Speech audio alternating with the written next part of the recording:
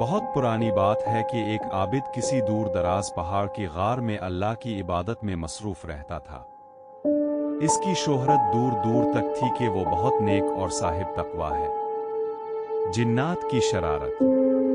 اسی پہاڑ کے قریب جنات کا ایک قبیلہ آباد تھا۔ ان میں سے ایک شرارتی جن جس کا نام ہاموس تھا اکثر اس عابد کو تنگ کرنے کی کوشش کرتا۔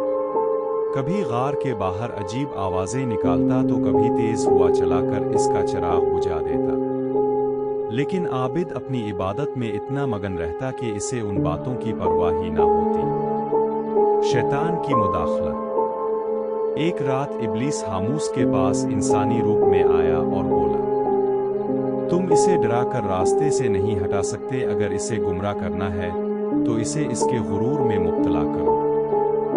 شیطان نے ایک چال چلی، اس نے عابد کے سامنے ایک ایسا جن بھیجا جو بظاہر بہت نورانی اور بزرگ لگتا تھا۔ اس جن نے عابد سے کہا، اے اللہ کے بندے، تیری عبادت قبول ہو چکی ہے، اب تجھے مزید مشقت کی ضرورت نہیں، اب تو جو چاہے مانگ تجھے بن مانگے ملے گا۔ عابد کا امتحان۔ عابد جو برسوں کی تنہائی کی وجہ سے تھوڑا سا خود پسندی کا شکار ہو چکا تھا، اس دھوکے میں آ گیا۔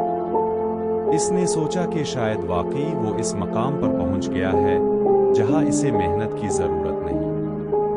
اس نے عبادت میں سستی شروع کر دی اور دنیاوی خواہشات کی طرف مائل ہونے لگا۔ تبھی اسے اپنے مرشد کی ایک بات یاد آئی۔ شیطان کا سب سے بڑا ہتھیار انسان کا اپنا انا اور غرور ہے۔ حقیقت کا انکشاف۔ عابد کو اپنی غلطی کا احساس ہوا۔ اس نے فوراً استغفار کیا اور اللہ کی پناہ مانگی۔